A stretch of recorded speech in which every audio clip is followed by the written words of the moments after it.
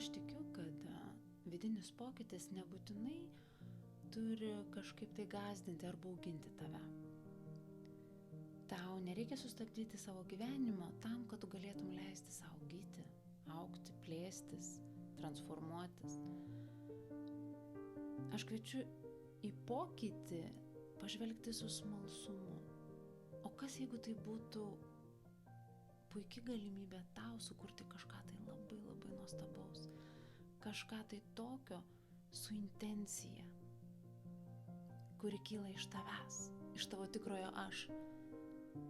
Kas jeigu tavo pokytis, tavo gijimas būtų lyg šventė ir tu galėtum švęsti ją, leisdama savo gyvenimą gyventi pilnai, iš vidaus.